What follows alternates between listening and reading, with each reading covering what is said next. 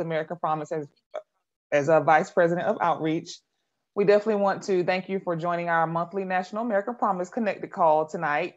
On these calls, you will get to hear from senior American Promise staff, American Promise citizen leaders, elected officials, and other parties across the country and our nation who are very passionate about passing the 28th Amendment, which eliminates big money in politics. So tonight we have a very informative call for you all. In this hour-long conversation, we will detail the rewarding work that American Promise and its citizen leaders are doing around the nation and let you all know how you can join in the fight. So as you all know, American Promise have been doing some great work, most recently in Pennsylvania and Wisconsin, to meet with citizen leaders and to also share the message of a government that works for the people, not big money. The American Promise is also partnering with Mainers on the Maine ballot initiative, which will limit the influence of foreign money on Maine elections. So you all just sit back, relax. Like I said, we have a very informative call for you all tonight, very inspiring call for you all tonight, packed with such great information. And before we proceed, I will hand it over to President of American Promise, Jeff Clements, with some information for you all. Great, thank you, Dr. Jessica. It's Dr. Jessica Hare, Vice President of American Promise for Outreach. And that's what we're doing tonight, reaching out, connecting Americans around the country who know that one of the biggest problems we face is the total domination of our political system with money that is corrupting, that is unaccountable. And one of the things that is now clear 10 years after the Supreme Court bulldozed the checks and balances against the corrupt influence of money in our political system is that there's now no guardrails, even against foreign government money coming in, big global corporations, the big, most powerful unions, and of course, billionaires, super PACs, all kinds of sources. We're going to hear tonight from the front lines of the fight to stop that corrupting influence of money and get that constitutional amendment that we at American Promise are fighting hard for, uniting Americans together to do it. And tonight we're going to talk some more about that key piece of the work that's about unity. And the fact is, we're already there. It's not what you'll see in the media. It's not what our politicians will tell us. But I just got back from a cross-country trip, dozens of states, about 6 weeks talking with Americans. Wrote about it in the Fulcrum, and I see a lot of folks on this call from different organizations we're very proud to work with, who are, I'm sure, fans of the Fulcrum as well. But it is clear that Americans are actually really unified on this great cause of getting the voice of Americans back in charge of our government. This is a monthly call we call AP Connect, and it connects us, whether you're brand new to what American Promise is doing, whether you're a partner who's worked on ranked choice voting or gerrymandering or some of the other big pieces of the big work we have to do in this country, you're most welcome here. And we also have veterans of American Promise. If you can say, we were joking before the call started about a veteran at American Promise means you've been in this work for 5 years, because that's when we launched. And it's extraordinary how far we've come with campaigns and leaders. We call citizen leaders because it's volunteer driven, citizen driven, whether as chapter leaders, whether as business leaders in our business network, whether as civic leaders, whether as leaders on the front lines of getting state campaigns that help build the pressure and will force Congress to do what we at home are doing, which is working things out, unifying for the good of our families, our communities, and our states, and to get Congress doing that and break the stranglehold of money on Congress. So these state campaigns are key. And tonight we have, I think, one of the premier state reform campaigns in the country coming up. And that doesn't mean, I'm going to introduce Kyle Bailey in a second. Now I see Kyle's here. And we're really glad to have Kyle Bailey from Maine. But, you know, there's a ballot initiative in Maine that tomorrow hundreds of volunteers and other signature gatherers are going to be spread out across the state on election day, because they have to get 50, 60,000 signatures in one day to meet the 80,000 signature goal. And now you might say, well, I'm not in Maine. What do I care? Or how does the Maine ballot initiative to stop foreign government money in Maine elections and to get Congress accountable for actually following up on the Maine resolution, as it's called, one of the first in the country. Now 22 states have actually called for this constitutional amendment and told Congress to get moving. Maine actually kicked it off.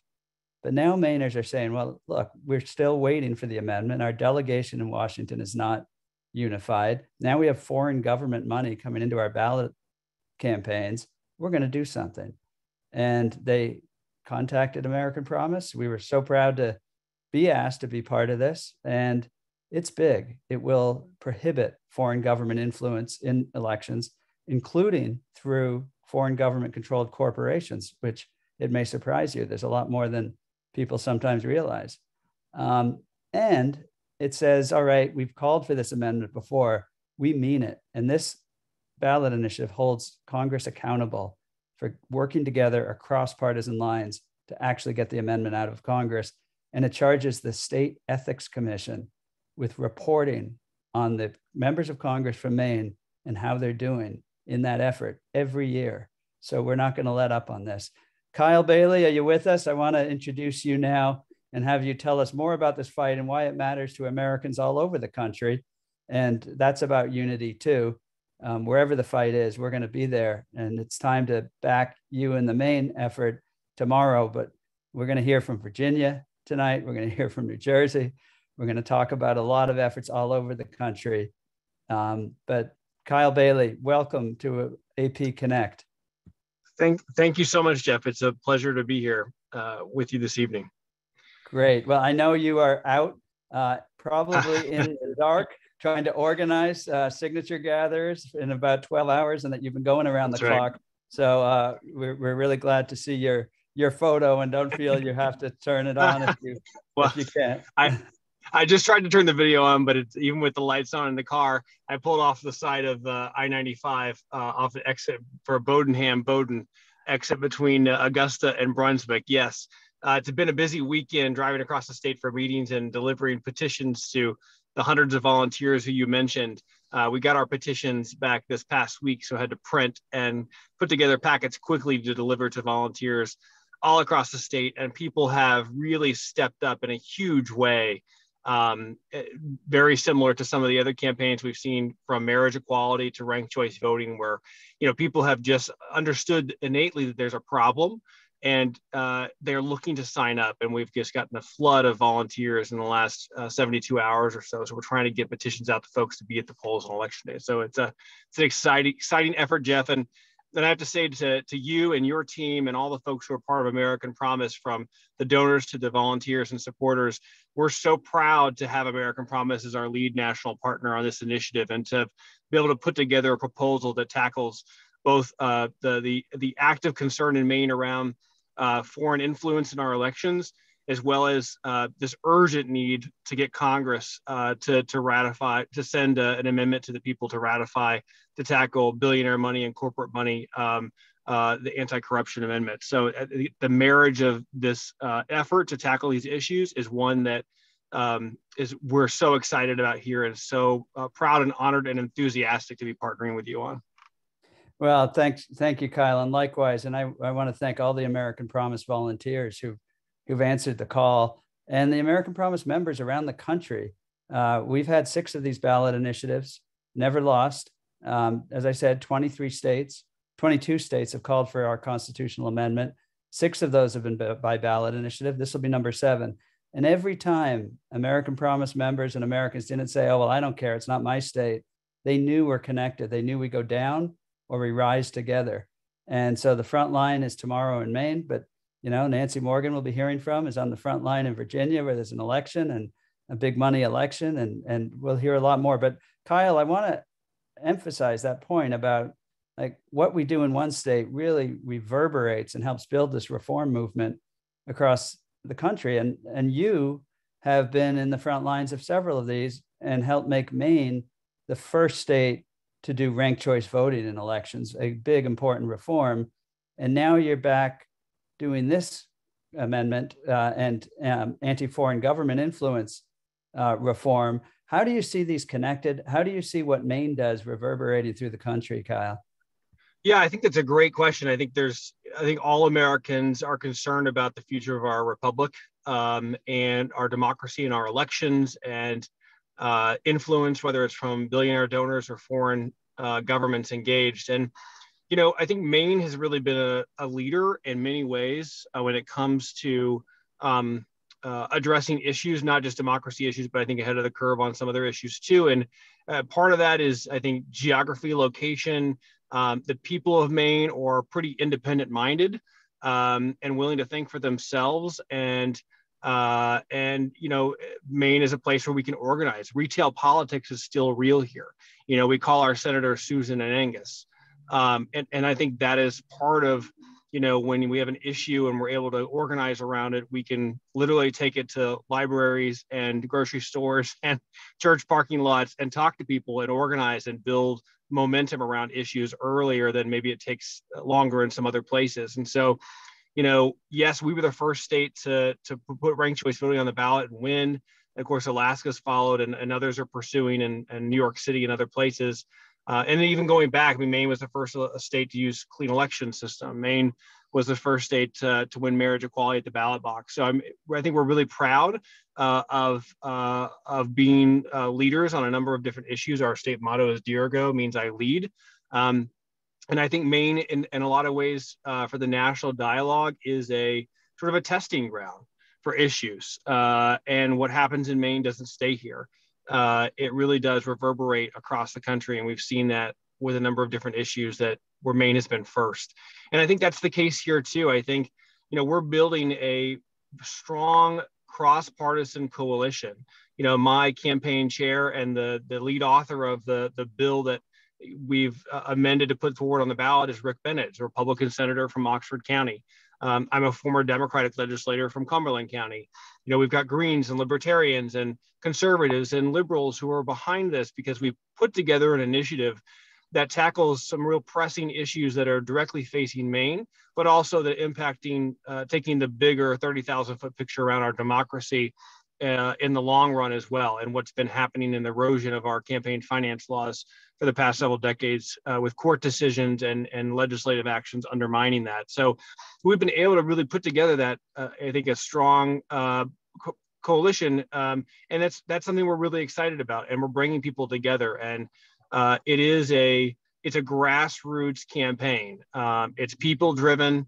And I think the people see that and they're responding, to calls of action, to support the campaign because of that. They want to be part of something that's bigger than themselves and that isn't, driven by people from out of state as much as we love our friends in Massachusetts and New York and California and everywhere else, but it really is Mainers seeing an issue. We happen to have a referendum campaign on Tuesday's ballot where a foreign government-owned subsidiary has already spent $24 million to try to influence Mainers. It's the most expensive referendum campaign in Maine history, and it's one of many examples of foreign influence, whether it's through direct spending in campaigns or another issue that our initiative tackles, which is tightening up restrictions around social media and traditional media advertising to make sure that where violations occur of foreign governments or foreign government influenced entities engaging in our politics, that information gets reported, that it's not just an ad that gets taken down on Facebook, but it actually gets reported to the Maine Ethics Commission so the Maine people know, and that the media knows that there are efforts to try to subvert our elections. And so this is a multifaceted amendment, a referendum that we're taking to voters, and I think people are really responding to the need to address these serious concerns. Yeah, and you're talking tonight, everybody. Welcome, AP Connect. You have joined. This is American Promise. We're talking with Kyle Bailey of Protect Maine Elections, a pioneer in the ranked choice voting reform in Maine and around the country, former state legislator, and reform champion for America, leading a fight in Maine to prohibit foreign government influence in Maine's election. And the money is pouring in through foreign government controlled corporations right now. It's a real issue. And backing the American Promise constitutional amendment with teeth, and the State Ethics Commission holding the Washington delegation of Maine's members of Congress accountable, not just to posture or whichever side they're on, but to actually work together like the people of Maine do to solve problems, and the people of all of our states. And I'm looking in our chat. If you have a question, and welcome to the Facebook Live folks as well. Put a question out if you have one for Kyle. And throughout this time, we're talking together. And I see folks from California, Virginia, Kansas, Alaska, Pennsylvania. And certainly Maine is represented here as well, of course, and many other states. That's why we call it AP Connect. If you're brand new to the reform movement, to American Promise, we promise you will have a way to get involved, whether it's taking leadership or simply taking a small step that all adds up to really big action wherever you live in this country. That's what we're here for on AP Connect.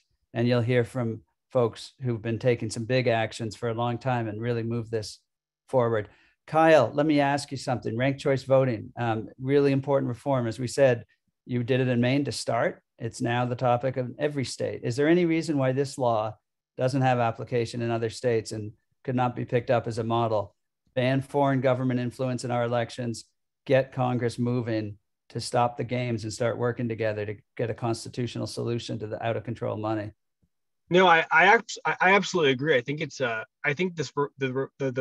reform that we put together here is this package of important issues addressing money in politics and who has influence and who has power and who doesn't, which increasingly has been, foreign governments and billionaires and corporations and special interests having the power, and that means the people have less. And so that shift to put more power in the hands of voters certainly was a driver of the conversation about ranked choice voting, and it's a driver of the conversation around this initiative. And I think it's, no matter where you go in this country, people say they believe the system is broken. It's not working like it should. Their voices matter less than they used to. They don't feel like their voices matter at all. And we've got to make changes that strengthen our democracy for not only ourselves, but future generations. And this is the type of initiative that is drawing people to the conversation because they all know it's something that needs to get fixed. And part of it is education around the details of why things aren't working like they should. But people don't need a whole lot of information to realize that this is a key part of the solution, and that if Maine succeeds, and I believe we will in this endeavor, then there's no reason why the other states can't pass similar resolutions that are right for their state and that bring together the right coalitions to do this work. So I think it's timely, it's urgent for Maine, but it's also urgent for our country as we build towards passage of a national anti-corruption amendment that American Promise has been leading the fight on. That's so critical to tip the scales back in favor of the people. I think that is in essence the promise of America, that we all have equal voice and we are equal citizens and we ought to have equal representation and not have people buying elections because they can afford to do so. That's not what our country is about. And I think that's what unites all of us, regardless of our party or where we live. We want to fix our country, and we want to pass on to our children and grandchildren, a stronger democracy, a stronger republic that can survive these threats that are made against our national security and our economic and health interests and every other facet of our lives we care about. I came to this work because I was interested in a number of different issues and realized the issues that I cared about weren't getting solved because of the way we elected our leaders, because of who has power and money and influence in our elections. And unless we tackle these issues, we're not going to get at solving some of the problems that we see consistently 80-90% of Americans can agree on, but can't get anything done on it. And until we start to fix our democracy and address exactly what these causes are about, we'll have a difficult time solving those problems, even the ones where we have consensus around. So, I think in order to not only make our democracy stronger, but to address the serious concerns that matter in people's everyday lives, we've got to fix these democracy issues, these issues with our structural processes and procedures in order to get the outcomes we want. And that's what this is all about. Well, outstanding, Kyle. Thank you so much. We're going to let you go and get back to your volunteers. I'll be one of them with dozens of American Promise volunteers out there in about 12 hours at the polls. to gather signatures. I'm looking forward to those conversations.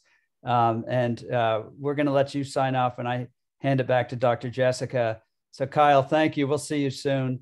And we're wishing all of ourselves good luck on this, because we're all in this together. Absolutely, Jeff. And thank you so much. And for people who want to find out more about the campaign, you can visit protectmaineelections.com. Learn more about our initiative. You can read the bill there. Again, it's protectmaineelections.com. And Jeff, thanks so much for all the volunteers who are out there tomorrow. We really appreciate it. Thank you, Kyle. And we'll be doing a call to action on your on Protect Maine Elections in just a minute as well. So glad you got that in, protectmaineelections.com as well. You take care. I'm going to turn it back to Dr. Jessica Hare. We'll let Kyle go. I do need to give a shout out to Floyd in Washington. He says, what about Washington State, when I went through those states? And so here's to Washington State, which is one of 22 states that have formally called for this constitutional amendment and for big reform. And I say that because Floyd is also asking, how do we get the 34 states, the 2/3 of Congress, the 3/4 of the states, 38 states to ratify? It's just efforts just like this. One of the first ballot campaigns American Promise helped do, and I think I saw Cindy Black on this call, working closely with Cindy and all the folks in Washington State. One of the big ballot initiative wins, an extraordinary signature gathering effort to win in Washington State in a ballot initiative much like this one. And just like now, everywhere in the country, American Promise members and Americans everywhere rallied and were inspired by grassroots efforts, doing something that's really hard, getting states moving, unifying the states, unifying the people in the states, whether Republicans, Democrats, or independents, to actually work together to get the state ready to ratify. That's how we're going to get Congress to act when they can't come home. They can't talk to anybody in their neighborhood, even their own supporters, no matter which party they're from, without hearing, have you gotten that constitutional solution to the corruption in our system done yet? And that's what the state-based campaign is. I'm going to turn it back to Dr. Jessica now, because she's going to talk to two leaders in the states, and we'll hear more about what they're doing on the ground. Dr. Jessica, thank you. All right, great. Thanks, Jeff, and thanks, Kyle, for his time and efforts. So now we're going to interview Nancy Morgan, who is one of our citizen leaders with Virginia Money Out of Politics. And I want to note that Virginia is the 22nd state that is supporting the efforts for a constitutional amendment. So Nancy, we thank you and we welcome you on our call tonight.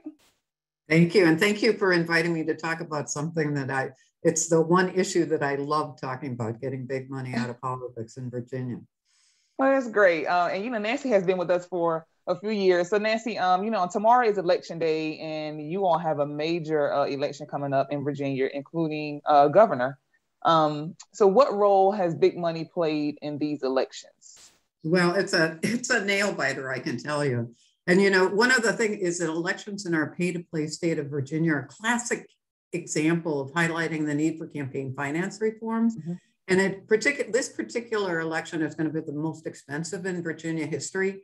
And it's very interesting to juxtapose the two sides of the proverbial campaign finance coin. We have an independently financed guy who's running for governor. And because of Buckley versus Valeo that many of us remember from 1976, basically that's a Supreme Court ruling that said that it's unconstitutional to limit spending. So this highlights on the federal side the need for this constitutional amendment that allows Congress and the states to, again, regulate campaign finance spending. But meanwhile, at the same time in Virginia, we're one of 5 states that has no limits on campaign finance. So when you're looking at money coming into Virginia, and this is definitely one of the most national elections we've ever had, you have total contributions to the 2 governors at $117 million. This compares to the $67 million that was spent on the governor's race in 2017. And then meanwhile, we have the House of Delegates, and you have at least 18 candidates who are spending over $1 million on their campaigns, which is just crazy. And especially since you're paying you're getting money of $1 million for a campaign for a position that pays $18,000 a year. So that's sort of juxtaposed you know, now in a funny way, it's very painful, but in a good way, it's really highlighting the role that money in politics is really out of control in our state. Yeah, yeah, and to you know, with showing how much money is out of control with the politics, and we in order to pass this amendment, of course, we need community support, we need volunteers, we need advocates. So can you speak on how your organization, Big Money Out of Politics in Virginia, has reached out to and worked with different communities to build advocacy on the issue of getting money out of politics? Yeah, as I mentioned early on, we recognize that there's so much energy about the issue of money in politics just because of lack of campaign finance regulation on a state level. And I think this has really attracted a lot of attention. And I didn't mention that usually politicians say, oh, we don't have a lot of dark money because we have no limits. But in fact, this year, there's about $6 million worth of independent spending going on undeclared ads. And a lot of it is attacking Republicans. So in a funny way, this is an opening for us to work. We have a couple partners, Virginia Our Way, which is coordinating work with the Bipartisan Commonwealth Caucus, which is a group of bipartisan legislators. So they're very interested in working with us to develop legislation, specifically looking at enhancing the role of the State Board of Elections to regulate election spending, to improve disclosure. And you were just talking about foreign money in Maine, mm-hmm. and limitations may not be this year, but meanwhile, we're using this as a platform to discuss with legislators, Republicans and Democrats, on the importance of the broader comprehensive, both on the federal through the constitutional amendment on the state level. So I think that just this year, it's a really good year because everybody is aware of it, and Republicans are very mm-hmm. aware of all the money coming from the left and independent expenditures that are being used to attack candidates. Yeah, thanks, Nancy. It's no doubt that the work that we're doing is hard. However, it's very rewarding. And you have been at this for a few years. So can you just talk to us about some of your major successes and victories over the past couple of years in your work with this? Yeah, and I just want to say, we've been doing this for 4 years, and we sort of were flailing around for 2 years. I mean, we talked with Vicki Barnes and all the great leaders out there, learning from their experiences. But I think we really sort of came together 2 years ago.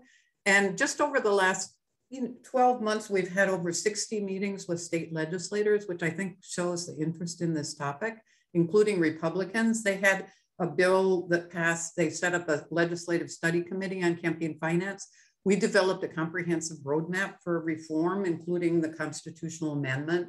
And in the meetings, we had testimony from all of our members. Denny Phipps is on this call. We had written testimony, we had oral testimony. They actually are going to include our examples of campaign finance roadmap in their report that should be coming out today. So I think that visibility has really helped us.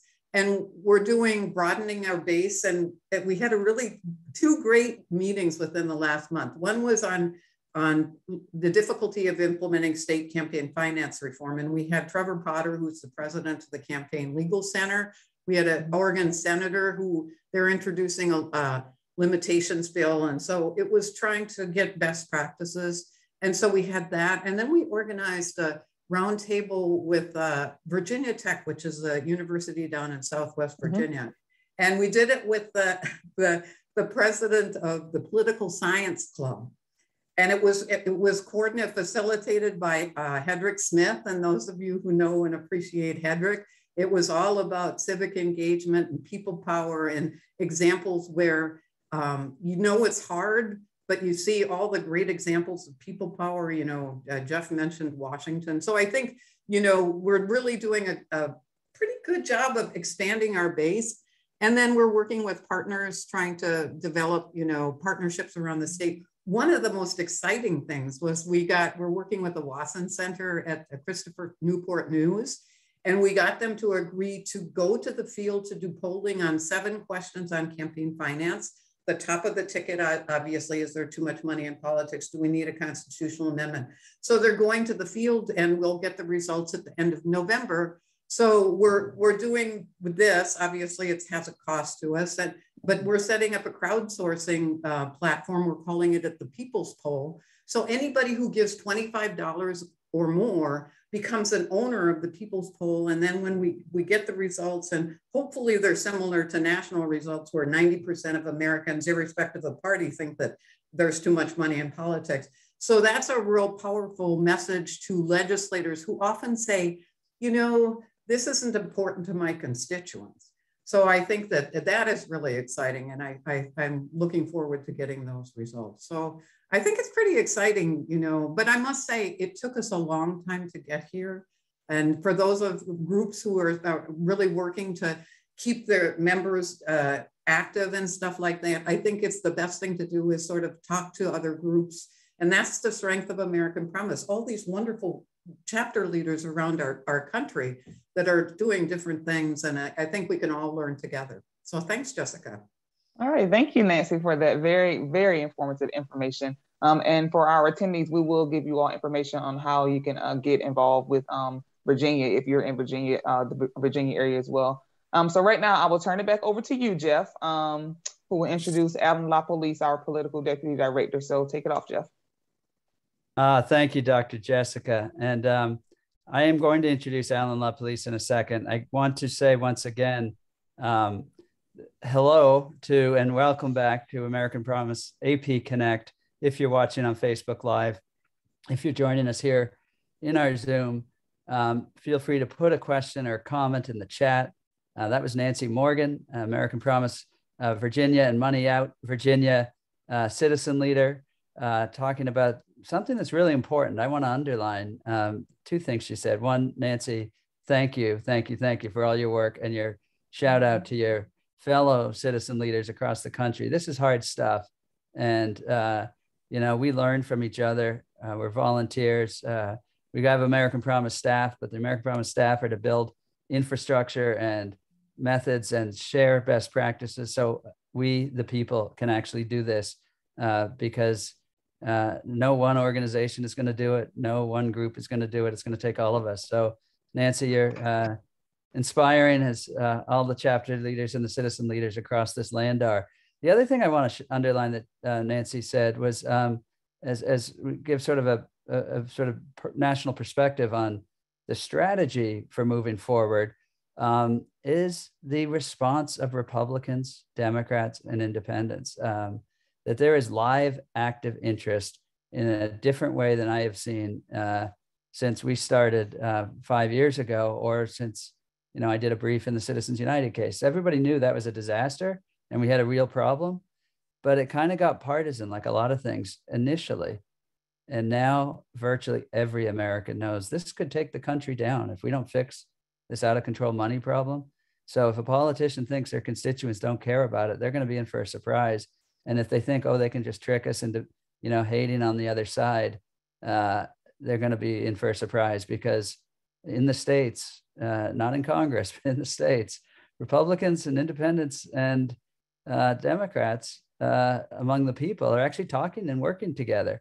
So I want to highlight Green Bay, Wisconsin, where we were a week or two. Alan LaPolice is our deputy political director. He's based in Kansas, but I'll say more about him in just a second. But Green Bay, Wisconsin was a textbook execution by our volunteers there of patient work of the kind Nancy's describing, that unites Americans, that doesn't get all political and, you know, hammer the other side, but actually goes to Rotary presentations and educates, talks to business groups, talks to veterans, talks to civic groups. And like all of us at American Promise said, we don't care what your party is or how you vote. If you want to, you know, serve for the good of the country and get a historic amendment to the US Constitution to take us forward into the next century of American democracy, we want to work with you. And people love that. They're sick and tired of the division, the misinformation, and the toxic hate. So big shout out to our volunteers in Green Bay, Judy Nagel, Howard Hauser, Jeff Merkus, Alex Renard, many others, put together just a terrific program. Chris in Texas put an article about that in the chat. You can check it out. And And it's a textbook illustration because it's the kind of thing that actually happens all over the country. As Marie, who's going to join us soon, will attest from whether it was the great debate in Constitution Hall or many other efforts, Americans are winning this argument. People don't believe that unlimited money is free speech. They don't believe the constitutional theory that's been jammed down our throats that says we can't do anything about this problem. And we're actually working together to get it done. So what we need to do, again, this call is for people who've been in the trenches and people who are brand new to this effort. We don't overpromise and say this is going to be easy. We're going to get 2/3 vote in Congress, like all 27 amendments till now. We're going to get ratification in 38 states, and we're going to get big dark money out of our political system. But it's a good, hard bit of work together, and it calls for service. Calls for service at the state level, whether it's signing the citizen pledge or some of the other ideas that you'll hear about. It just takes small steps by a lot of us together that lead to really big reforms. And I want to bring in Alan LaPolice now. Speaking of service, 5th generation farmer in Kansas, lives a life of service. And that started probably earlier, but I know it started when he graduated high school and signed up for the U.S. Army, served as a combat veteran in the U.S. Army, came home as an educator, a farmer, civic leader, ran for Congress on a reform agenda. You don't think he's cross-partisan? Ask him which party he ran for, first Republican, first Democrat, then Independent. Never changed a single thing about his platform and the need for this constitutional amendment and big reform, and came within a hair's breadth of knocking off an incumbent Republican in a Republican primary. So Alan, really proud to work with you and have you on the American Promise team. Give us a highlight of what's going on from the national perspective from your seat, please. It is my pleasure to be with you tonight, and it is my pleasure to be on this mission, this colossal opportunity, as we'll get to. Something that you didn't mention, but I want to mention is the thing I'm most proud of in all of my achievements is that I'm a dad. I have 3 young daughters, and I love them dearly, and I would do anything for them. I mean, I would literally lay down on the tracks to protect my little girls. And in my involvement with national politics, I found that our democracy, this constitutional republic that we all sometimes take for granted, it is fragile and it can be destroyed. And the thing that could do it would be this corruption of the system and the doubt that has been sown in the electorate that the system works for them. So that's why I do what I do. I want to report out a couple of things at the state and national level. The first of which is, if he'll unmute, I would love to introduce, and it's my great pleasure to introduce our newest member at American Promise, our regional field manager, David Akintunde. Briefly, I'll say that he brings with him a tremendous set of experiences in political advocacy. He spent at least 5 years organizing, training, running field with the For Our Future Action Fund, which had as one of their primary campaigns the reinstatement of the voting rights for tens of thousands of Floridians who had satisfied their court obligations, and yet they were still being systematically disenfranchised. They weren't allowed to vote, and David was integral in fixing that. So, David? Definitely. No, thank you so much, Alan. And to everyone, I can't tell you how happy I am just to be a part of something, as Alan already said, a colossal opportunity, given that, as you see, the voice of the people is, slowly but surely being taken away, and it's being done so in a manner that is extremely unjust, is extremely oppressive, and it's extremely dangerous, So the fact that I can be with a group of people that all understand, the importance of having a voice and understand that this isn't a Democratic issue. This isn't a Democrat issue, a Republican issue, an independent issue. It's an issue of the people. So if you're a person, if you're an American person, you should understand how important this mission is. And we encourage you all to tell a friend, to tell a friend, to tell a friend about American Promise. And I can't wait to be here with you all and, do a lot of great work with you. So again, I appreciate you, Alan, Jeff, everyone on this call. And I look forward to doing a lot of work with you and seeing all of you, hopefully in person soon. Thank you, David. Some of the other things that we're working on, as Jeff mentioned, this call, a big part of it's discussing the ballot measure that we're working on in Maine. We had a tremendous event and rollout in Wisconsin. And then for Constitution Day, we had a tremendous rollout across Pennsylvania to work across party lines, across geography, to make, hopefully, Pennsylvania the 23rd state to call for the amendment, unless some other state gets there first. Another thing that we're doing is, of course, building out our candidate pledge, because the midterms they're upon us. They officially kick off tomorrow as soon as the governor's races and various races are over. The next ones start. 2022 is going to bring with it undoubtedly the most expensive midterm election cycle in the history of our republic, and it's going to set the stage for yet another toxic series of races up and down the ballot in 2024. If you're new to American Promise, I want to invite you to view the many available trainings on how to engage with candidates, engage with networks, engage with business organizations, civic organizations, and get political candidates, if you can, to sign a pledge saying that they believe in what we stand for, all of us, and that they want to help fix this broken system. Those trainings are available online right now. And when we do a follow-up email, I'll be sure to include the links so you can check them out. And then I also want to highlight the diversity of the efforts that Jeff had mentioned, that I'm mentioning here.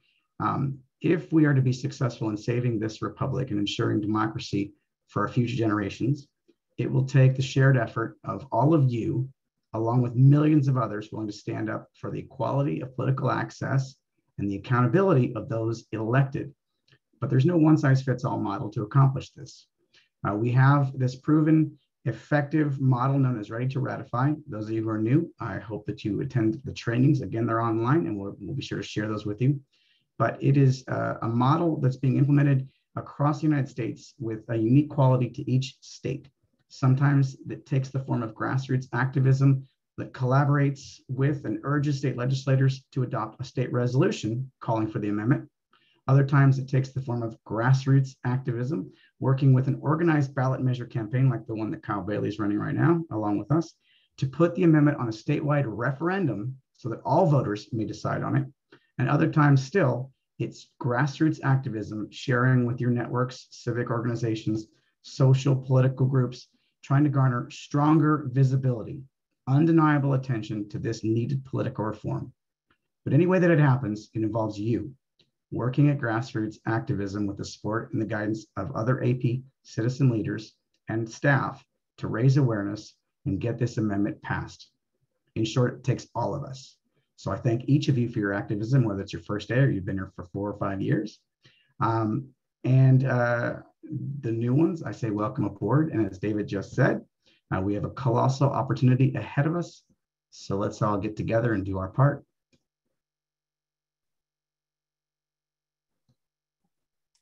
Thank you, Alan. And let's take it back to Dr. Jessica. Great. Thank you, Alan. Thank you so much. So at this point in our call, I want to provide you all with some great information, what we love to call a call to action. So if you live in Maine or can be in Maine tomorrow, as you heard earlier, volunteers are needed tomorrow at the polling places in Maine to help the Protect Maine elections campaign gather the signatures needed to place an initiative to curb foreign government involvement in Maine elections. So please visit the Protect Maine Elections website to sign up and join in on the Election Day Fund. We have dropped the link to the volunteer sign up page in the chat. Also, if you want to support our Maine campaign to stop foreign governments funding elections and get our constitutional amendment, for Congress, you can also donate at protectmaineelections.nationalbuilder.com, and that link will also be in the chat. And earlier, you also heard from Nancy Morgan, who's out in Virginia, and then coming up here shortly, you'll hear from Marie Henselder-Kimmel, who's in New Jersey. So we want to offer a call to action for other people who are in other states other than Maine as well, like in Virginia and New Jersey. So if you definitely want to take action and advance the American Promise Anti-Corruption Constitutional Amendment wherever you live, we invite you to sign the Citizen Pledge and tell us a bit about yourself so that we can help you make progress in the way that works for you. And that link will also be in the chat. And if you've already signed the pledge, we challenge you to send it to your friends right now, tonight, and share it on your social media platforms for us. So at this time, I would like to introduce one of our other amazing citizens leaders, Marie Henselder-Kimmel, who is in New Jersey, and she will provide a brief overview of our upcoming trainings with American Promise. Take it away, Marie. Thanks, Dr. Jessica. I just want to highlight some recent training that in the writing letters to the editor for Action Team. We have 5 different trainings that have been happening, and this is one of them. We meet monthly. Since the launch of the team, Ann Drum of North Texas has done an outstanding job of guiding participants in the steps of writing effective letters to the editor, with something for every level of experience in writing. Usually in our monthly team leaders by Zoom, we have a national news story that has a link to an angle for writing a letter to the editor about money and politics, which we explore. And then we do a breakout session, where experienced writers actually take 10 to 15 minutes to start their letter, and less experienced writers or rank beginners have a teaching session basically on the points of writing, the good points about writing letters to the editor and how to go about it.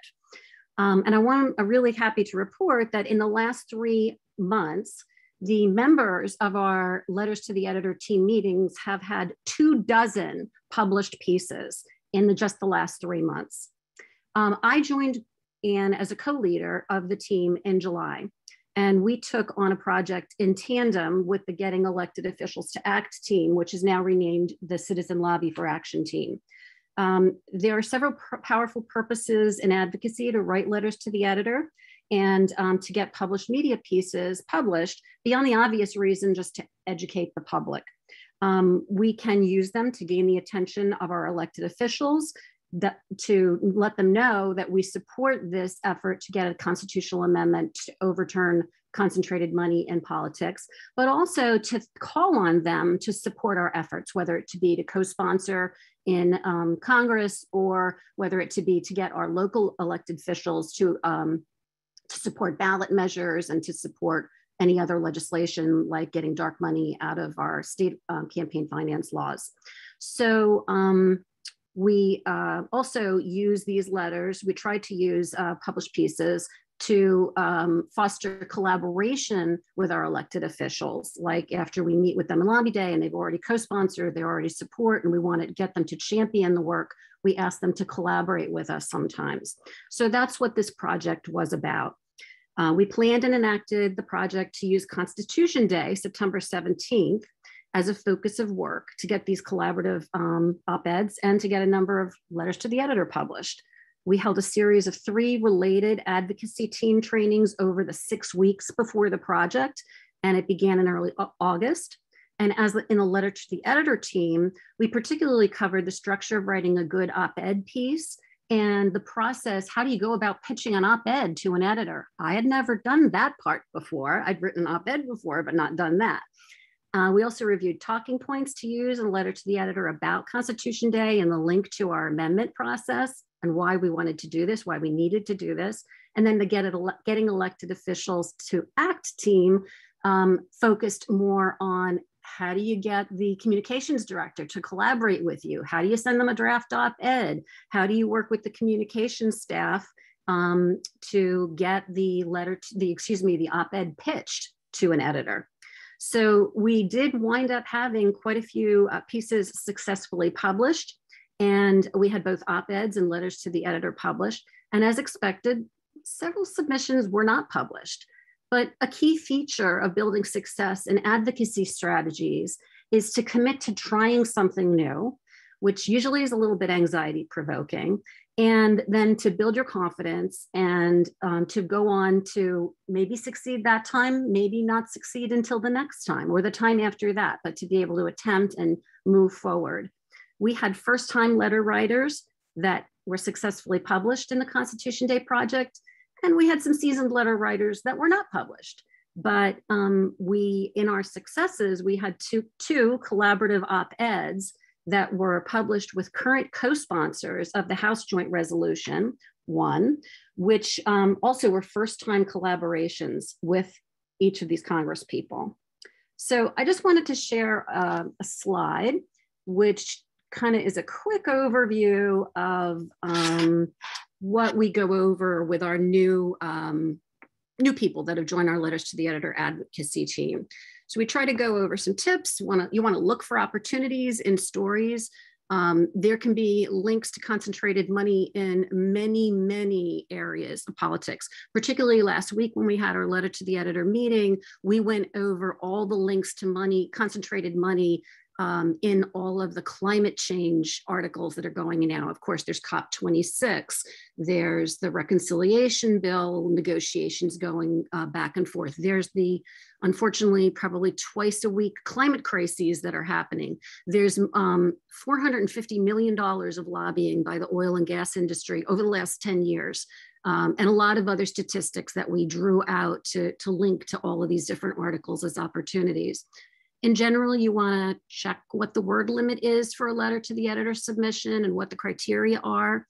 And when you're writing a letter to the editor, it's very effective to use something personal, that how this effect of money in politics is affecting you or your community, to drown out your input into your government officials by the money of special interests or corporations or who have you, the foreign interests, that the people's will is not being enacted, but these other influential people that have the money to influence a situation are getting what they want done. In the structure of the letter, you want to identify how the story relates to the influence of money. You want to name our amendment as the solution, and call out on the name of your elected that you're trying to get the attention of, whether it be a state representative or your congressperson or your senator, and include a call to action. Ask the reader to call the elected to let them know that they support getting money out of politics, or ask them to come to your new launch or whatever your action is. And then report your success to American Promise. There are links on the website to do so. And remember to send your success to the office of your elected to make them aware that you're working on this, and you're keeping them notified of what you're doing on this topic of our amendment resolution. So just wanted to wrap up to say that our mentor and coach in advocacy, Sam Daly Harris, says, the magic happens when we move outside of our comfort zones. Our advocacy teams, including the two that I've mentioned, writing a letter to the editor for action or getting your elected officials to act, we provide training and support to move outside of your comfort zone so you can have successes in inspiring that advocacy magic. Also, you can join us in our monthly meeting of the Writing Letters to the Editor for Action team on the fourth Thursday of every month. Our meetings are listed on the American Promise calendar on the bottom of the home page of the website. And the next regular meeting will actually be January 27th because we happen to have Thanksgiving night. I don't think anybody's going to be writing letters to the editor after the turkey and watching football, or December 23rd, which is also not great because of the holidays. But I do invite you. There's going to be an American Promise advocacy team holiday soiree, I believe is how we termed it, on December 2nd, if I'm not mistaken. And that is also listed on the American Promise calendar. That'll be sort of a joint meeting between the various advocacy teams to highlight the work of all the different teams and sort of, celebrate the holiday and what we're going to be moving forward to in 2022. So please join us. Thank you so much, Marie. And as Marie mentioned, you all can certainly find out more about our skills advocacy trainings via our website, and that link is also in the chat. So right now we have enough time for a question and answer session. If you all have any questions, please drop them in the chat, and I will turn it over to Jeff Clements for this part of our call. You're muted, Jeff. And I am muted. Thanks, Dr. Jessica. I'm back, everyone. And you're back too at this AP Connect monthly call, first Monday every month. Tune in, bring a friend, because this is for everybody.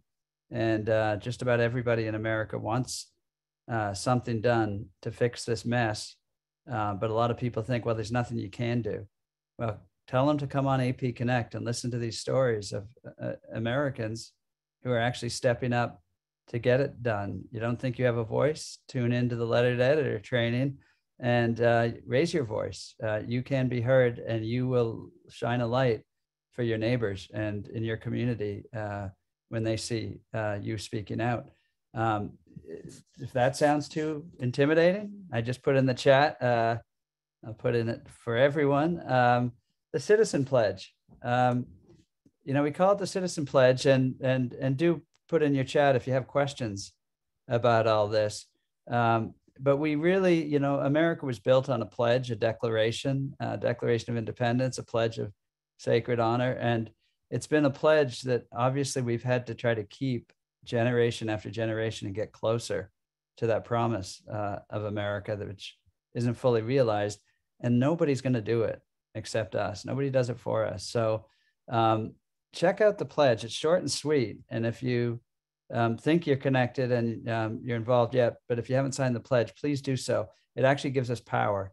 Why do we ask? I'm going to ask a question. And if you have a question, do put it in the chat. But sometimes people say, well, the Citizen Pledge, why do you ask for partisan, what party I'm in, or no party? Why do I have to put that? The reason is because we're uniting people. If we can look and see, if we're going to see any of us volunteers in a state, they're going to go see a member of Congress. If it's a Democratic member or a Republican member, that's a different message. And so the ability to bring messengers who are actually listened to and sort of, break this notion that this is a hopelessly divided country, that we no longer are capable of governing ourselves. We can prove the opposite, but we got to, sign our John Hancock, come forward, raise our voice in all of these effective ways that you can do at American Promise. So thanks to everybody on this call. And I see a lot of folks I've seen around the country, not just our guests who are amazing, but so many people on the call who've done really great efforts to bring this reform movement forward so much. And I see new folks, and we need everybody. We really need to grow this, and there is so much for everyone to do. So I am now, as we wind down, going to pass it back to Dr. Jessica to share the 3 specific things you can do. One, if you live in Maine, but if you don't live in Maine, as most people on this call will not live in Maine, you can help in that state. They're on the front lines tomorrow, just as they will help you in your state when you're backs to the wall and you're fighting this big challenge. They'll be there with you too. And then there's the Citizen Pledge again. So Dr. Jessica from Atlanta, I had the privilege of seeing Dr. Jessica, and Zai on our team is also in Atlanta. American Promise, like all of you on this call, are all over the country.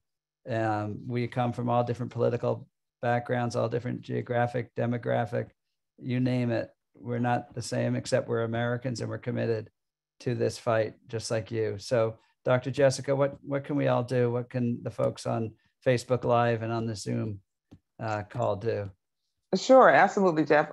So as I mentioned earlier, we have our call to action. If you live in Maine, or you can be in Maine tomorrow, we definitely could use your help as a volunteer, as we need volunteers to, at the polling places to help with the Protect Maine elections campaign. And the link to sign up for that is in the chat. And also, if you want to support our Maine campaign with a donation, you can visit protectmaineelections.nationalbuilder.com, and that link is also in the chat. And if you don't live in Maine, like I don't live in Maine, I live in Georgia, but you want to become involved, we definitely encourage you to sign our Citizens Pledge. And if you have already signed our Citizens Pledge, we challenge you to share this information, this link that's in the chat with your friends, your family, your colleagues, your networks, to help us with this important mission that we are on. So as we wrap our call tonight, I want to thank Kyle, Nancy, Marie for joining us tonight. Thank you for your time. The information you provided is very vital. And we, here at American Promise, we definitely value everything that you're doing to support us, and we will continue to support you in your efforts as well.